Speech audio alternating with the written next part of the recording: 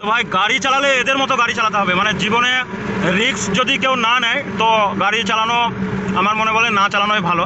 তো ভাই মানে এমনভাবে যাচ্ছে আর ওদিকে খালাসিটা জানলা দিয়ে মুখ বের করে আছে, তো চলো এর পিছন পিছনই যাই। তো ভাই বাইক নিয়ে রোডের ওপর দিয়ে যাওয়ার যে মজাটা, মানে যে যায় সেই জানে যে রোড দিয়ে গাড়ি নিয়ে গেলে কী লেভেলের মজা হয়। তো আমার বাইকের কন্ডিশন খুব একটা ভালো না, তাও মনে হয় যেন খুব মজা হয়। আর যাদের সুপার বাইক আছে তাদের তো বলার মতো কথা না। তো চলো যাওয়া যাক। তো ভাই বাড়ির থেকে বেরোলাম মানে গাড়ি ভাড়া যাব বলে। তো আমি এখন NH-34-এর ওপরে।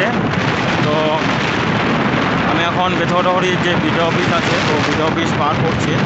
তো আমি যাব দেবগ্রামে, দেবগ্রাম থেকে ভাড়া যাব আর গাড়ি নেব বেথুয়াডহরির টোল প্লাজারের কাছে থেকে।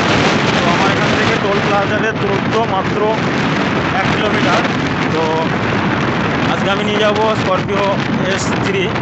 তো চলো যেতে যেতে আবার কথা হচ্ছে। আর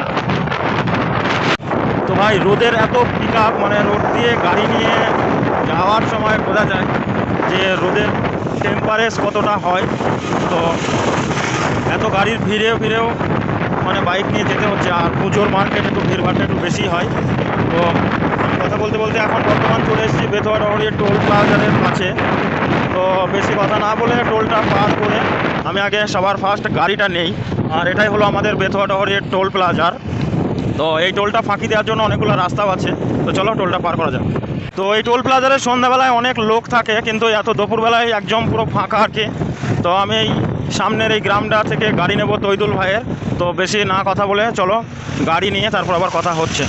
তো ভাই এমন একটা জায়গা থেকে আমি স্করপিও গাড়ি নিয়ে যাচ্ছি, মানে বলার মতো না। মানে মাঠের জমির যে রাস্তা, তো সেই রাস্তা অনেকটা ভালো হয়। তো এই রাস্তার অবস্থা খুবই খারাপ, ভয়ও লাগছে, তাও কিছু করার নেই, কিন্তু নিয়ে তো যেতেই হবে কারণ গাড়িটা আমি এতটা খারাপে ওঠাবো।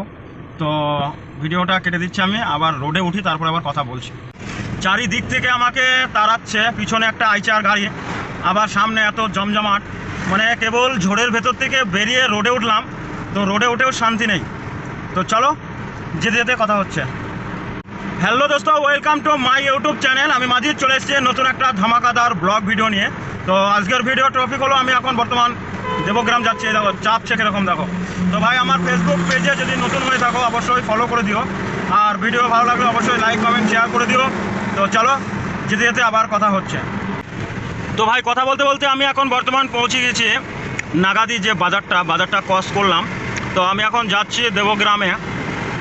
তো ভাই দুপুরবেলাতে রোদের যা মানে ভোল্টেজ আছে আর কি, মানে বলার মতো না। কিন্তু গাড়িতে হালকা হালকা করে এসি চালিয়ে নিয়েছে, কারণ ভাড়া যাব, তেল ফোড়ালে মালিকের ফোড়াবে, আমার তো না।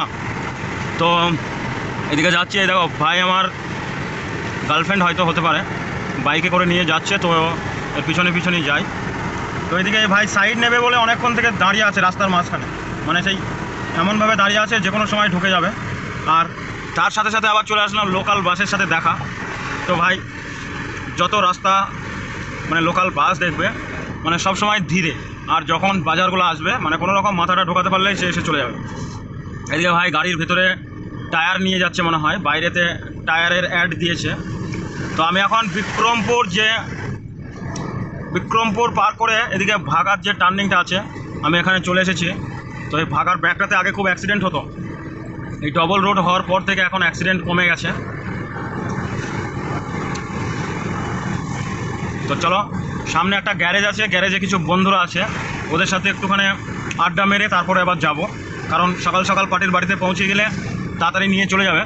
আর যারা গার্লফ্রেন্ড নিয়ে ঘুরতে আসবে তারা অবশ্যই এই পিকনিক গার্ডেনে চলে আসবে, এখানে অনেক ঘোরার মতো জায়গা আছে, দারুণ একটা সুন্দর জায়গা। তো যারা এখন আসেনি পিকনিক গার্ডেনে তারা অবশ্যই চলে আসবে।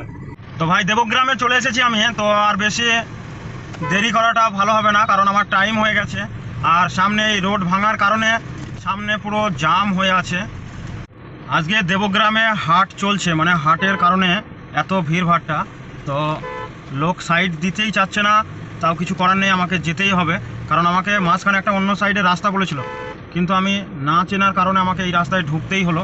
তো এদিকে গাড়ির চাপ, দেবগ্রামে এত ভিড় হয় মানে হাটে, তো আমার জানা ছিল না। মানে এতটা মানে সরু রাস্তা এমনিতেই, আবার তার ওপর ভিড়ে প্রচণ্ড হারে একদম পুরো জাম। এদিকে এরা সাইড দিতেও চাচ্ছে না, মানে সবাই মজা দেখছে আর কি। তো এই টোটোগুলোর সাথে সাথে মানুষেরও প্রচণ্ড ভিড়, তো এদের সাথেই আমাকে পার করে যেতে হবে।